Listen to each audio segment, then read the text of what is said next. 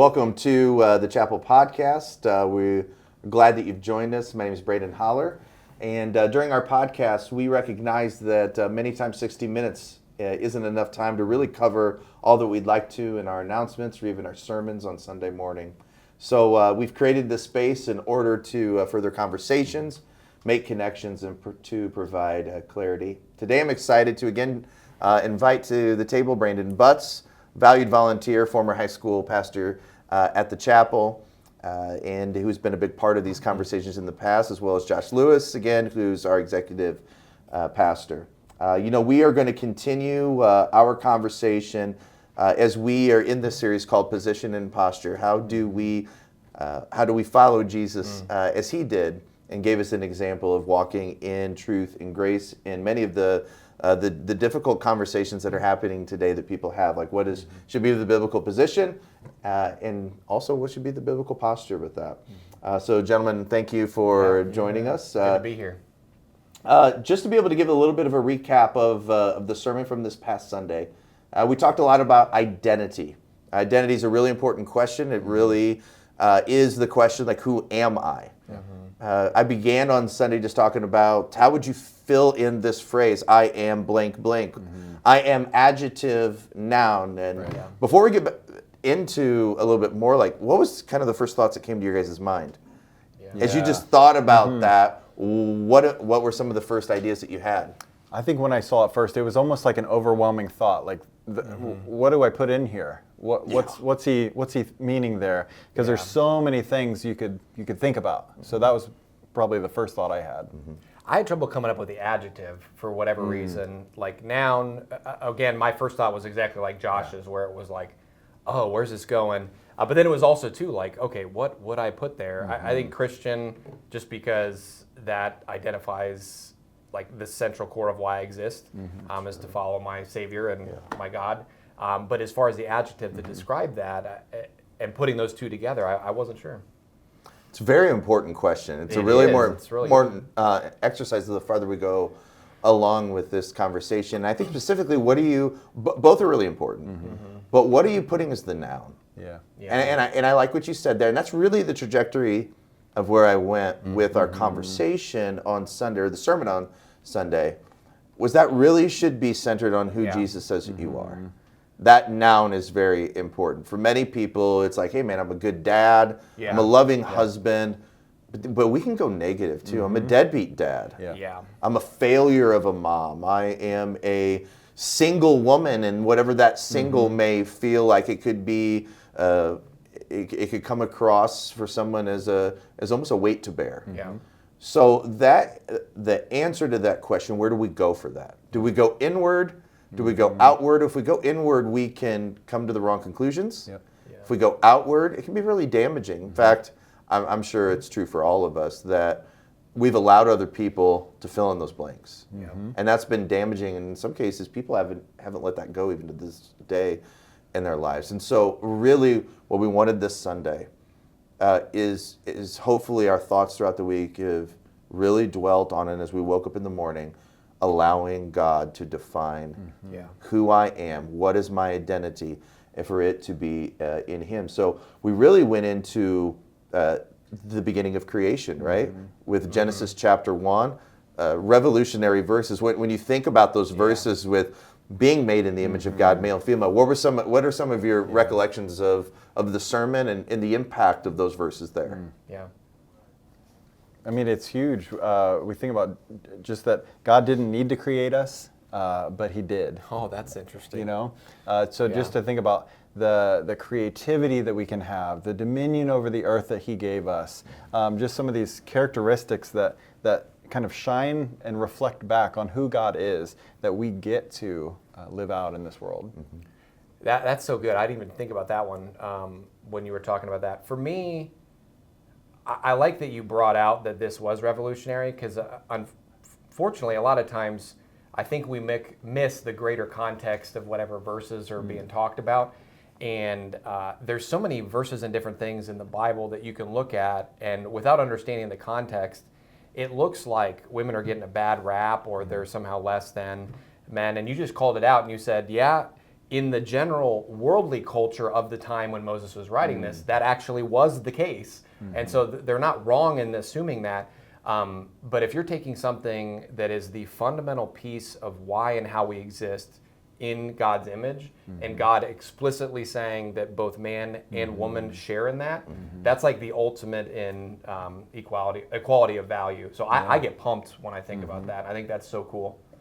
One of the points that was really brought up on Sunday, whether people caught it or not, is that in the Hebrew language it says, and man was made in the image of God. That word man is Adamah, where kind of Adam's name comes from.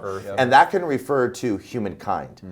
But then he goes the next level to say male and female. Oh, to like... He created them. It wasn't a phrase of just a blanket humanity made in the image of God. That's important. Of all the qualifiers, isn't that interesting? Yeah, that's good. Of all the qualifiers that God could have connected with us being made in the image of God, made sure to distinguish between that there were two sex-gendered, bodied individuals that were like but opposite, male and female. I feel like that's substantial to our conversation and a lot of the questions that people had today about where people are talking about sex and gender today. Right. The narrative over the past, only half a century probably, is that sex and gender are two separated entities. That and how would you define, when you think of sex and gender, the way that culture has been defining it lately? What do we mean by that? Yeah, so kind of that cultural shift and bifurcating those two things, people have meant to use it probably in the last 50 or 60 years, from my understanding, as sex as being biological. Right. Like, okay, this is, for lack of a better term, the equipment that you were born with, okay? And then gender is more about subjectively your internal sense of self and how you view yourself and the identity that you have for yourself. Kind of matched up to some traits. And so I don't want to jump the gun, because I know we're going to be talking about a lot of this stuff throughout the podcast, but I think that's what's so hard about this conversation fundamentally, and why I like that you have it in a broad sense of identity and the fact that we're defined by God, because it often goes down this road of sex, gender, transgender, but even just fundamentally of like what defines us, that is so countercultural, because there's a lot of, we are self-defined in the culture. And if we're saying, no, we believe God defines us, that is a whole bunch of other different ramifications that is really hard to swallow for a lot of people. Including myself. I've wrestled with that because I want to be my own God and king. Yeah, that's right. Because of my sinful nature and stuff. And it works a lot better when I'm actually following the one that designed me and knows me better than I know myself. So it's so important to talk about what we mean by these things, because that word sex and gender, for the longest time throughout history, they were the same thing, or they were linked together. But that word gender, not coming out until 50, 60 years ago, starting to be used more in psychology and in some of the sciences, and then that meaning splitting. So when we talk about these things today, we have to understand, what do we mean by this? Are we still seeing them as the same and linked together, not to be separated? Or as we talk through some of these things, what does the Bible point us to? Are these things more connected than society wants to make them today? So I think that's one of the first questions that people came to me with this week. Is, Brandon up there on Sunday morning made the link that or said that they were linked together. That as we look at the biblical material, when they're in Genesis chapter 1 and even in Genesis chapter 2, there does not seem to be the separation between gender and sex that we've been hearing over the past half a century, but that they are that they're actually linked together. Is there more biblical information out there other than just that? In other words, what a lot of scholars would say, as I've gone into studying that this past week, is when God made Adam and Eve, the maleness, which is usually considered in the gender side, assumed the man, which is more of the sex distinction of him. In other words, male and man went together. Female and woman were tied together in those first couple chapters. Yeah. Interesting. Now, some other people could rebuff that. Is there anything else that I think you guys would say as you look throughout the biblical material that would also support that to any extent? Yeah. I would say, like we talked about last week, a lot of times we're looking for our cultural context in the Bible when we look for scriptural support. And I wouldn't expect the Old Testament writers to talk about sex or gender distinctly because they didn't define them differently. In their minds, it was linked together, rooted in creation. The fact that God created Adam as a male and Eve as a female, there were these traits and characteristics about them that was built into the way that He created them. As we look throughout Scripture, I think we see some passages that do talk about more of that sex, the anatomy, the male and female, talking about the marriage and reproductive systems. There's also passages that talk more to what we would say today, gender side of things, the characteristics, the traits, the roles that generally a man would have or generally a female would have. And when I say general, because it's on a spectrum of what our interests are, what our behaviors are, certainly. Yeah, that's been certainly debated in our culture today, even in some books that we've collectively read together. There's almost even sometimes some caution about what does it mean to be male and what it means to be female, Butsy. Yeah, exactly. So that's exactly where I was going, so good call on that.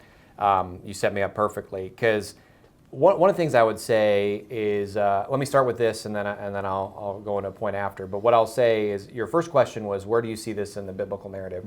And I think throughout both the Old and New Testament, there is this weird dichotomy between recognizing over and over again that both male and female are equal in the eyes of God in terms of value, and that is even just little hints like Old Testament genealogies. Women show up as far as being a part of Christ and the lineage there. That was unheard of. Yeah. Paul saying something in the New Testament example of whether slave or free, male or female, we're all under God. All are free under God, which is a terrible paraphrase, but the whole point of that is that is a value judgment on who we are as individuals. And yet, the same Paul in the New Testament and then all stuff in the Old Testament is drawing distinctions between differentiating factors between male and female. Definitely. And where we get confused, and I feel sad kind of as I thought about it too, because there's so many people that are like, but I don't feel like a guy because I don't like to do sports and I don't play with trucks and whatever.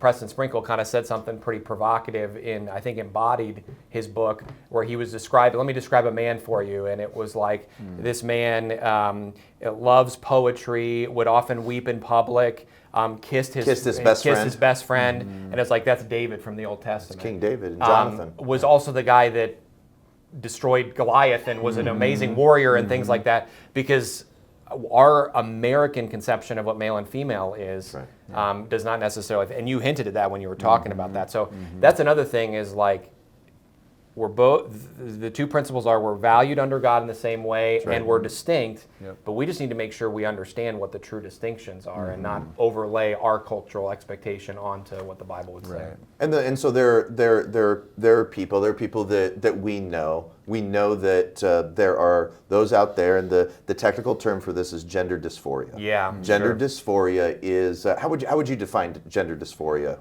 Yeah. So, and I've come to understand it a lot better in the last several years, but basically gender dysphoria is the belief, if we're talking about the sex and gender thing, is okay, I am a biological male, let's say for me, where it's obvious that I'm male biologically, and yet everything within my mind, and even some people would say my soul, believes that I am a woman, and that I'm almost like trapped in a male's body. And so that's the general definition, and some of the ramifications of that and how painful that is for people. I've been learning that over the last couple years, and it's been, I mean, you hinted at it in your sermon too, just with the lady that was wrestling with gender dysphoria. I know what lady you're talking about. That's right. She talked about physical pain. That's right. Upon hearing the word woman, which I think you were on that call too, weren't you? I was there. That's Yeah. right. I was there, and Preston Sprinkle talks about it in his book. So when I heard that, and it's kind of what you were talking about with the Zoom call that we were on, it's like physical pain, like you're actually physically feeling. So I never even understood or imagined that. So. Well, if you just kind of think about that for a moment, and I remember when I was growing up, I think, okay, so I'm, if just for the sake of our conversation, breaking them into these two categories, a biological man, but I sense internally that I'm male. Okay, if we want to use, I'm just using that for just to be able to describe things. Well, if someone kept calling me she, like that would, I remember growing up and someone was joking, it was like, oh, what a beautiful, like looking at my mom or dad and said, oh, what a beautiful girl you have there. I remember like as a kid just being like, okay, let's fight. Like what are you talking about? And so there are those that have this thing called gender dysphoria. It's a real thing, and it is a struggle. They would even call it suffering and painful at times to be able to reconcile this this reality that they find themselves in. And so one of the big questions I think that they have is if I find myself with gender dysphoria, which one trumps the other? And isn't that the $1 million question? How would you guys go about that? We obviously, everybody at this table comes to it with compassion, understanding how difficult that is for some people that we know. We've been on Zoom calls with some people who have called the chapel home. Across the table. That's right, and so they come to us and just go like, well, what do I do with this? And so the question is like, which one do we, when it comes to identity, do I lean towards? How I feel internally or who I am externally?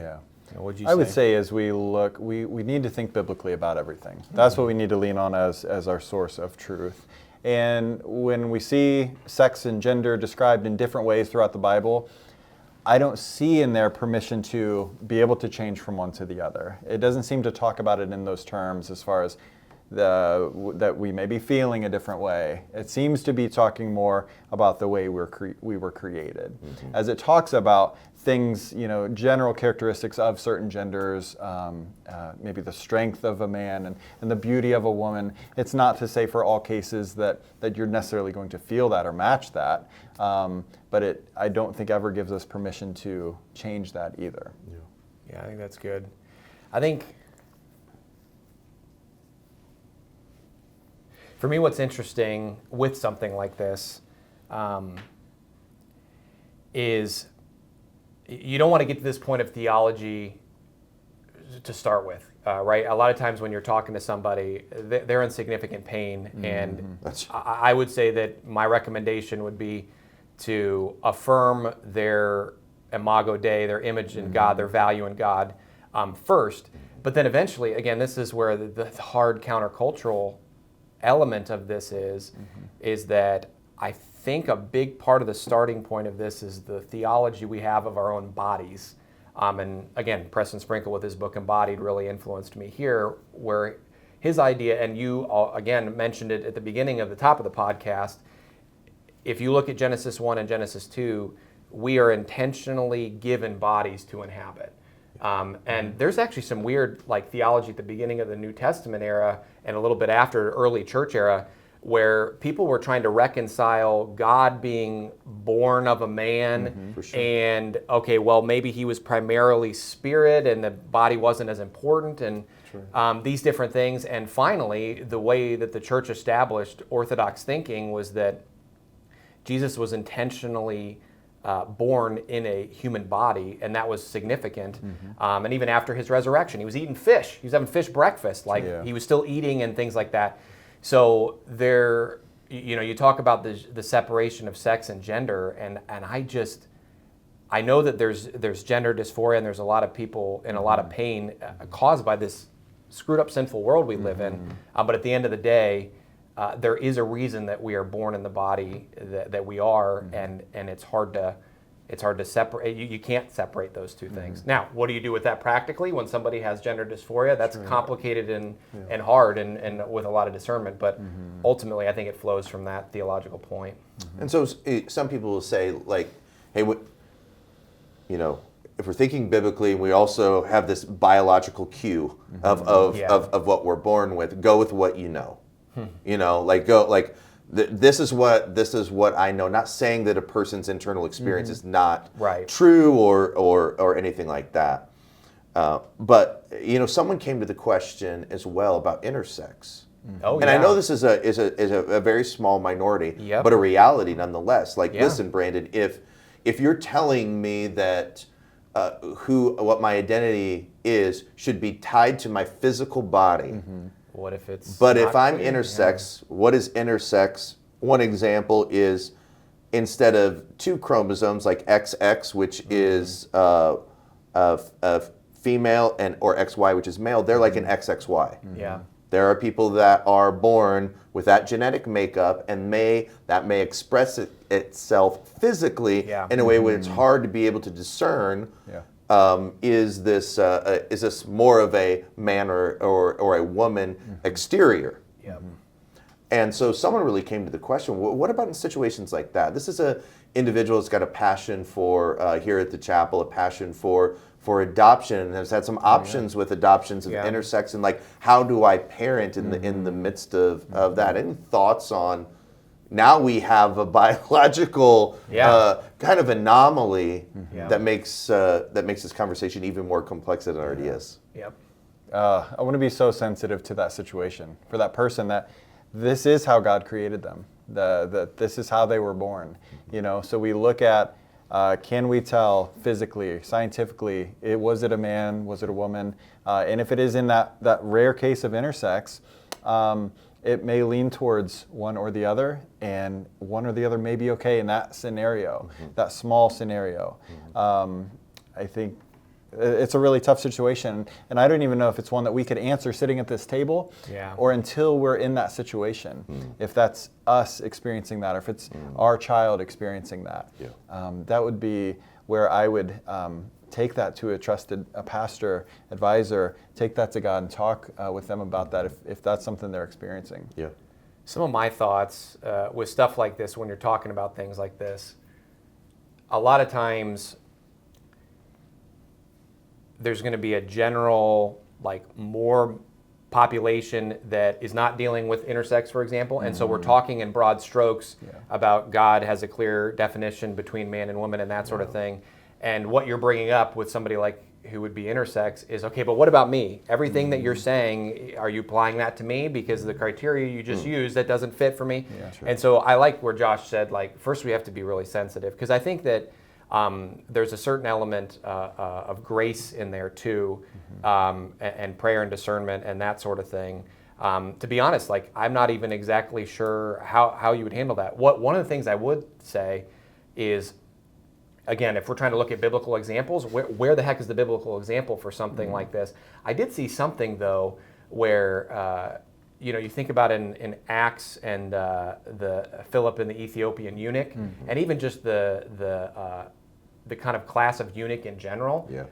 They were clearly born male and were castrated for certain reasons, but even as part of that castration, it was kind of like removing a part of their maleness or malehood or whatever, physiologically and physically.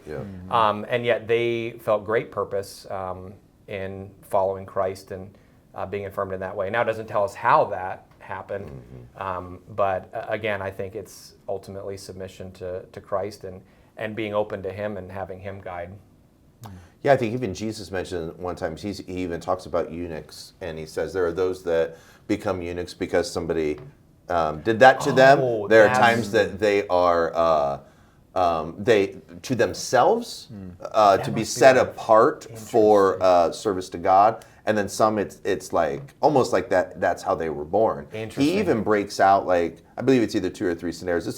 This is not like a memory verse that too many of us have, where I know exactly. 3:16, right? I can know exactly the book, chapter, and verse. No, I get it. But now I know what you're talking But about. even in the time of Jesus, I think what it's pointing to is there seems to be scenarios like this that were even happening at that time that he even makes mention of there. That's interesting. I forgot that. But it is, I mean, it is one of those different scenarios, and I think even in our conversations, if we go back to sexuality and marriage, context is super important, isn't it? You know, I think even what Josh, you said there, I think maybe the answer to that question, I need to know this child. I need to know who this child is. I need to take it to God. We believe that the Word is the sole authority for our lives. And but the Bible doesn't always necessarily hit on every nuance and every scenario in our lives. The Bible doesn't tell you what to have lunch, you know, where to have lunch tomorrow. Yeah. And I think as we talk about these nuance and taking it to God and making that decision, we are talking about the minority cases. Right. That nuance for that minority case doesn't apply to all. Right. So not just anybody experiencing gender dysphoria, we're saying, hey, take that to God and figure that out. Sure, yeah, that's a good point. And I think what's going to be so uncomfortable with both of these types of podcasts and discussions is it's going to require so much prayer and discernment, and that's hard. I wish it was just a formulaic answer in a lot of times, and many times it is, but in some cases it requires a lot of discernment. Yeah. Speaking of discernment, another question that pops up is in the sermon we talked about how important nouns and nouns and adjectives are. Sure. But a lot of the discussion comes in the discussions of transgendered. Is the use of pronouns. Yep. Preferred pronouns. Some people who are biologically a man, but gender dysphoria, they say that I'm a woman, I would prefer you to use, you know, she, her, and all that. So I think one of the main questions that comes with this is really complicated. To me, it used to be very black and white. Yeah. And then the more I started reading and getting to know people that are transgendered, it didn't become as simple in my mind because you end up meeting people and you hear their stories. And so when we think about some people, if they were to come to me and they were biologically a man but said, I prefer you to call me she, her, like what do we do with the pronoun, preferred pronouns that other people have? The question I think really boils down to this. Is it lying if we are to say, okay, sure, that's your preferred pronouns, I'm going to do that? Or is it politeness? Yeah. And so, real quick, I think I'll lay out the narrative with this individual that you and I, and Josh, you might have even been in the room for that as well. Yeah, you were there. We're talking about Leslie, who shared with us a preferred pronoun of they, them, which I remember just sitting there and just going, oh, I'm really, really uncomfortable with this. And I feel I felt more drawn, certainly walking into that room, that I'm more on the lying side of the scale if I were to say yes to that. As I got to hear Leslie's story more and more, understanding the pain in gender dysphoria at least grew my compassion. It may not have necessarily changed my position, but it certainly grew my compassion. And Leslie shared, you know, if somebody loses their glasses at an event, what's the announcer say? The announcer says, we've got some glasses, somebody lost them. If they want them back, they can come here. And it's like, wait, they, them is a plural pronoun, right?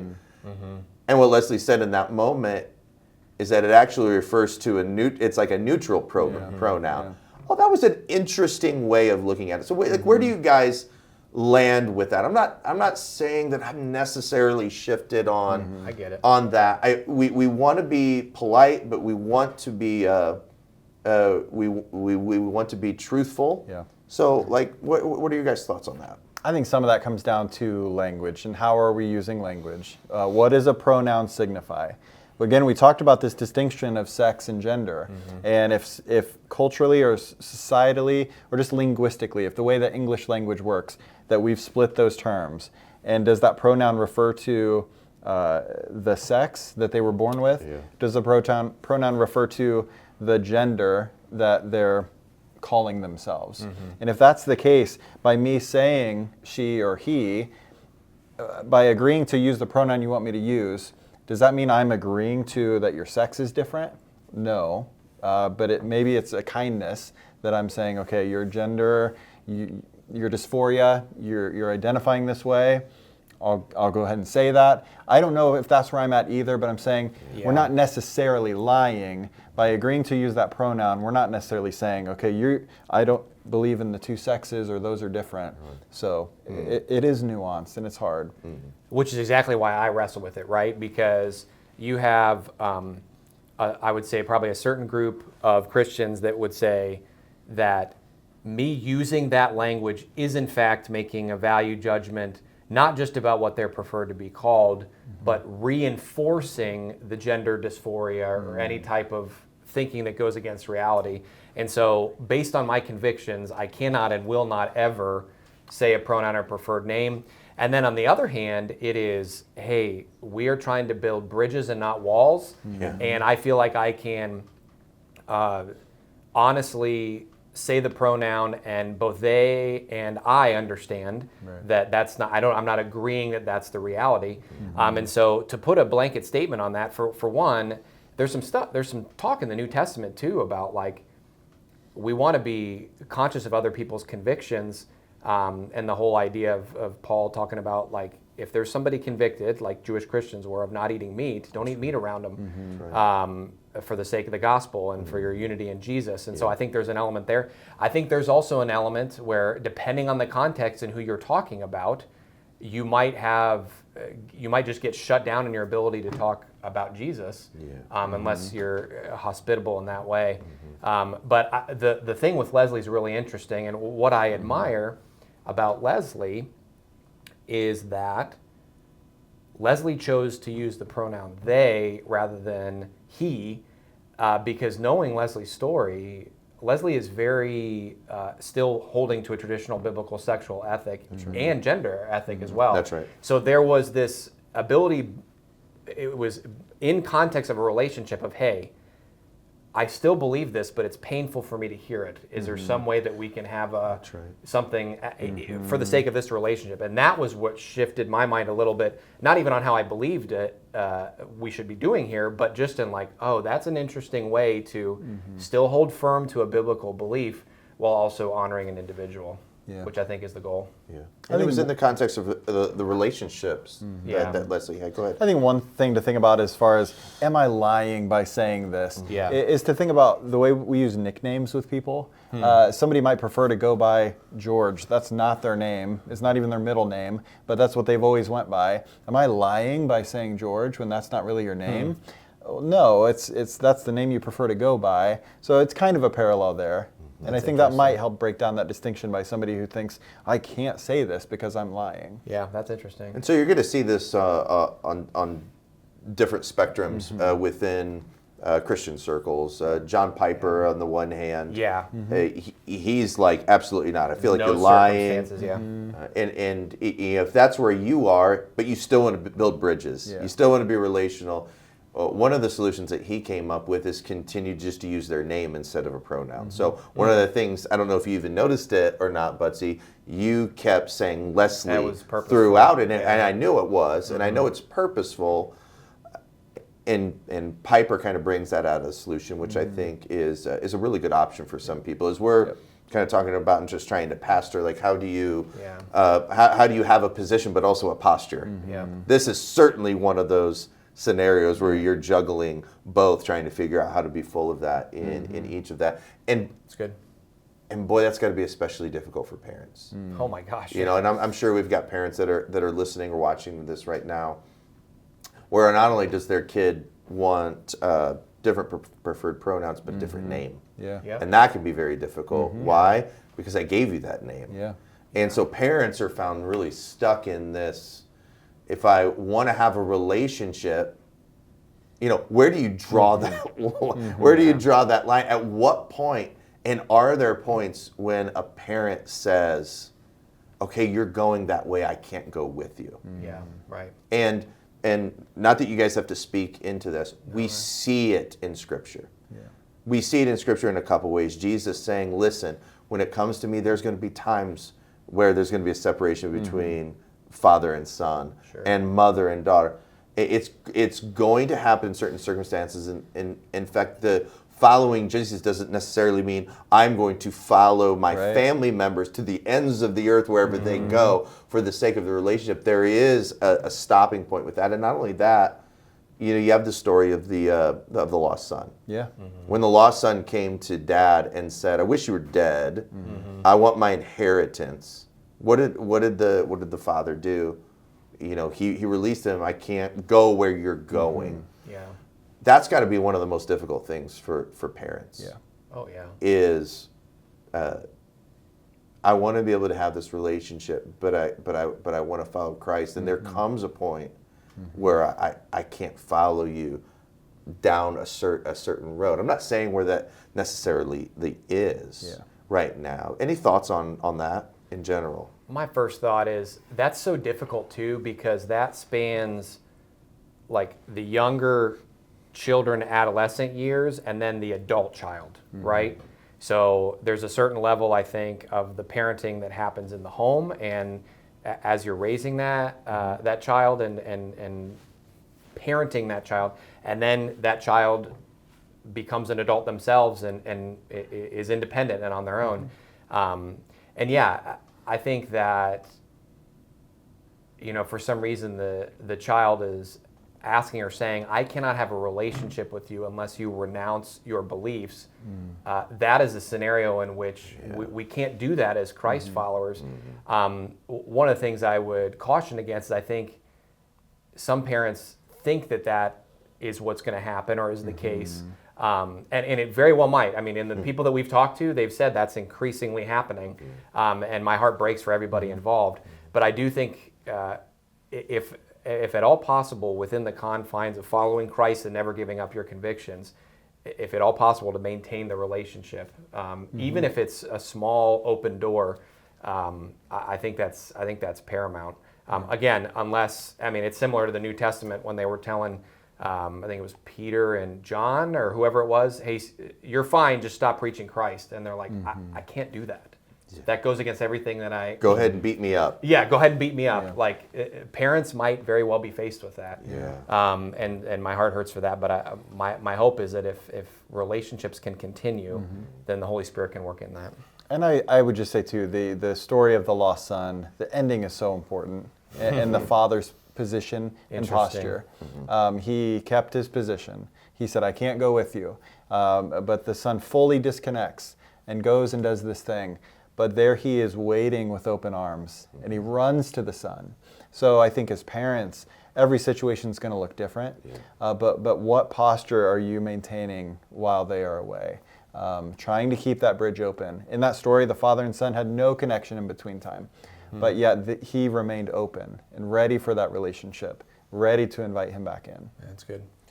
I would even argue that the position as a father, while the younger son is in the house, what brought the young son to be able to say, "I need to go home." That relationship you have, and even the way that they leave, if they're going to go their own way, those last, and I've seen this before, those last words, those last moments, as they're walking away, are huge. I've had a scenario one time of someone that I'm aware of, and a daughter was just like, "I'm going my own way."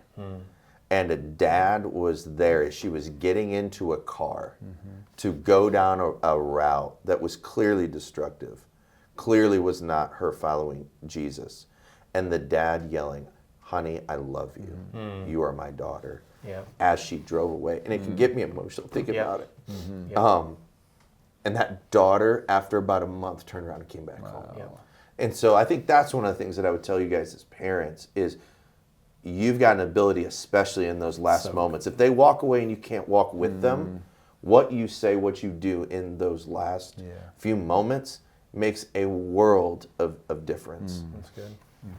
That's really good. Well, let me kind of finish with these last couple questions here. Butsy, I'm actually going to throw this to you. You used to be our high school pastor, and you had to figure some of this out. I remember you walking in my office. What do I do? What do I do about this? Oh yeah. Right. And what policies? And just to let you know, they haven't changed. So you can speak with confidence in this. But what policies should we be aware of for those who are transgendered, I think within the context of the chapel. So scenarios where we have retreats and and even just restroom situations. How would you answer that? So it's interesting. So much of all these different things require discernment, and it seems grayer more than black and white.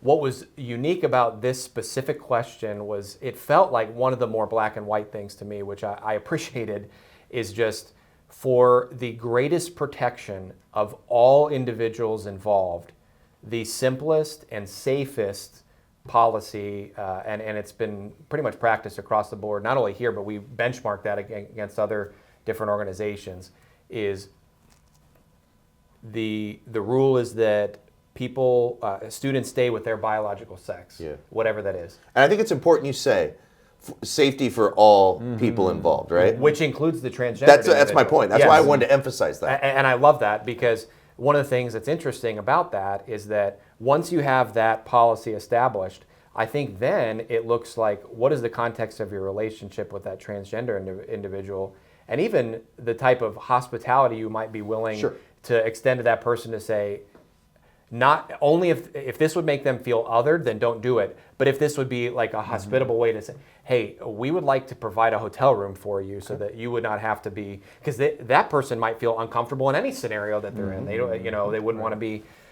So I think that's important to know the baseline policy, and then how you're constantly in relationship with someone. Keep going with a couple other options. So remember, a couple different options were laid out for us. So I mean, we may have a parent that has a transgendered kid. It's like, is my kid allowed to go on chapel retreats? So you mentioned hotel room. There's a couple other that we had talked through in the past as well, if I recall. Yeah, I think that's right. And I don't remember all of them. I think one of them maybe, and maybe Josh, you could help because I think you were there for that, but I think one of them was even, hey, maybe it's not a sleepover portion of it. Maybe you come for the rest of it. Again, especially if it's close. If it's close. If it's close. The hotel room is for if you're 5 hours away. Correct. Like if we have a retreat at Bear Lake Camp, it's within driving distance. Correct. If you felt different, if that was the better route, and I think one of the things that we're talking about here is there's options, right? Yes. Another option was sometimes in these camps there's different rooms, and maybe they get their own room. Yes. If you recall that. Yeah, Bear Lake Camp has one there. Yeah. That's right. Yeah. And I think the important part is people want to jump to what's the policy, and then you look at the policy and it's like, okay, it's this and only this, and here's our policy, and it's like policies can be a good framework, and then you can work within it. One of the questions that we try to ask when we're trying to figure out what engagement looks like here in the chapel is, if not there, where? Yeah. Okay, so if the transgendered kid, if it's not there, then where? And that's, I think, part of what we're talking about here. There's other options that are available. Anything you'd like to add to that? Good. No, it's just every case is going to be different, and we want to be there to love this person, to do what we can to help them grow in their relationship with Jesus. So I think that's what it comes down to.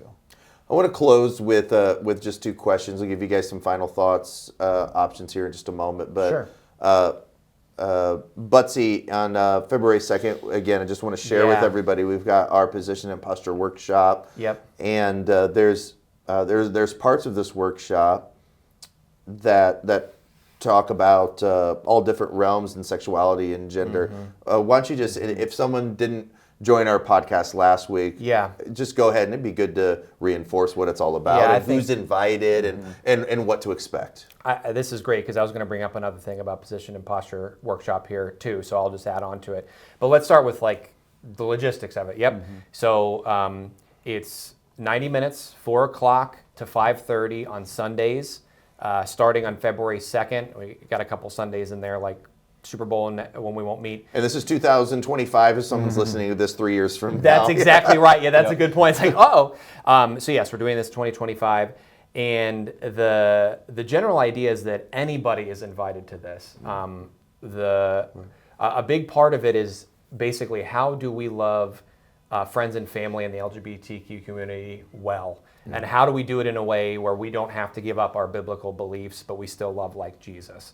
And so this is going to hit home pretty acutely for parents. And so I'm expecting that it would be parents that would be the main draw for this. But as you can imagine, we all have people that we know, friends or family members or different people. or we ourselves might even be wrestling with something that we're not sure what to do with or deal with, and this would be a good way to do that. I would also encourage, too, if people have watched the sermon that you've done so far in 2025, have done this podcast and listened to both of these, it's like, okay, why are we doing then another workshop on it?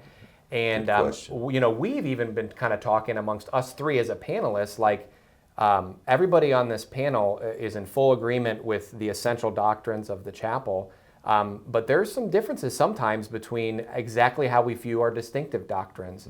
And the workshop is a way in which we have the ability to talk about that and work through that rather than bury that, and work through that potential disagreement together. So I'm actually really excited about that, especially if something is like, I don't know exactly if I believe what they said there, or I'm not sure about that. Come talk to us about it and work through it together. And I would love to have that conversation with you. Our desire is to do this as well as possible, but I'm sure we're going to stumble our way through this as well. Absolutely. I've gotten this wrong in the past, especially when it comes to posture. So you may have heard some things in these podcasts that you don't necessarily agree with, and there's been times even within this topic that I've even had a posture shift. Same. So just because you've heard what we've said and you're like, oh, I don't agree with everything you've said, this workshop's not for me. Actually, this is like a perfect place for you to join us and be a part of it. Anything else you'd want to add to that? Yeah, I love that we're leaning into this, because I think, especially with the sermon this weekend on identity, it was so foundational to how we view our faith, how we view ourselves.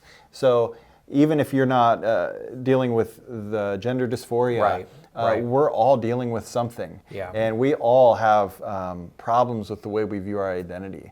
So this message, if you didn't catch it, I would encourage you to go back and watch that, because it's just so foundational to our faith, and I think it's helpful for all of us. Good. Any final thoughts? No, those are going to be my final thoughts, really on the position and posture. I think, just to reinforce, it's everything that you've already said and I've already said, but the whole leaning into it. I think we're going to stumble through it. We're going to be working on it. There's going to be times when we're going to, have to figure out, okay, was that exactly the right thing or whatever? But the process of doing that, I'm really excited to see where that takes us. Anything else, Josh? Yeah, our goal is to keep thinking biblically about everything. And how we live that out. So the doctrine and how we live it out in our lives today. So it's good. Just some of my final thoughts really just go back to the kind of where the sermon ended, and I just want to close with that. This is a search, is what we've been talking about specifically this morning. Am I male or am I female? Ultimately, that is a lower category of identity that's not going to completely satisfy, even though it's an important question. That's good. Just me landing on where I am and filling in those blanks and saying I am a man is not ultimately going to lead to fulfillment, to joy. And I think a lot of people have this sense that if I have gender dysphoria and I transition, even if physically my body, that now everything's going to be okay. And that's showing more and more that that's not necessarily the case. Do some people experience some more level of comfortability and happiness to a certain degree? There are some cases, and then there are others that are like, wow, this didn't do anything. And we've heard stories of people detransitioning, transitioning back because of that. One of the things that I appreciate about the Word of God that was communicated this Sunday is that there is an identity that supersedes them all. And our identity in who God says I am. Beyond the realms of gender, sex, race, occupation. Some of those are going to transition in our lives. Like I mentioned on Sunday, there's going to be a time where I'm no longer the pastor of the chapel. One of the best books that I've ever read on this was called When Faith and Family Collide. And in the book, the author said, don't be so arrogant to think that 1,000 other people can't do your job. And I have really held on to that for, I think I read that about 15 years ago. And just being the senior pastor here at the chapel, I've got to hold it very loosely and open in my hand, because that's not my ultimate identity. There are going to be identities in our lives that are going to shift.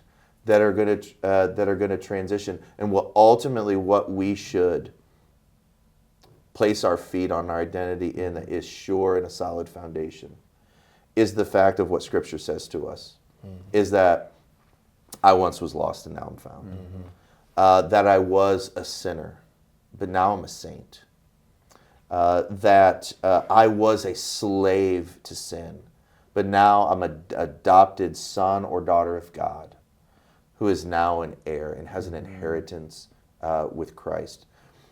And to be able to live out of these greater identity realities that God has beautifully bestowed on us through Jesus Christ. Okay. Just want to close with that.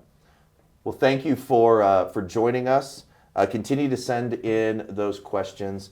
And next week, we are going to continue this on again as we have a discussion about the importance of this topic of life and death, what the gospel offers with respect to the reality that death exists and that life is being offered to us. When does life begin? What does eternal life and the newness of life look like in what Jesus offers to us? Thanks for joining us again. Brandon, and Josh, we'll see you next time. Thank you so much.